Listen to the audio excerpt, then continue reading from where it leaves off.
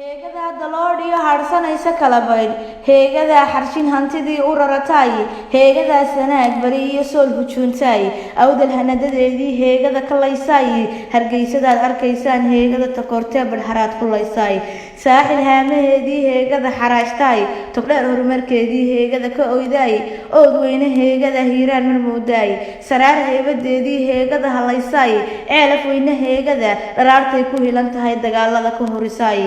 salaxlayna heegada hadba dhagax dhig been iyo hadal un la aadaay baligubad la heegada hindiya u taqaanaay buuhood la heegada haybteeda faqashiyo hangash ugu abtirisay halka saylacay tahay heegada hilmaantee haabkaba ka saartay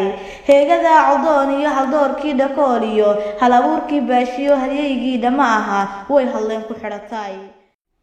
teeraha ka haajiray hadal uu mar soo qoro heegada ka cabatay alcadaala heegada hoos ka daawanaysa hurdadii ka guurtay heegada shaqaalaha hab qabiil ku xulatay heegada xabaalaha hadba meel ka qodatay heegada baloodhada habrihii ka qaaday madaxtooyadii hore heegada la carartay xaraf ula hayaantay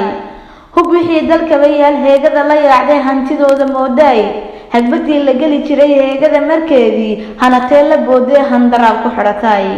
markay hiil u baahdaan heegada cabaadee huwan baynu nahay iyo jeegaantaada haysaay mar kaleeta heegada buur madoogii soo habay xadhig ugu hadaaqday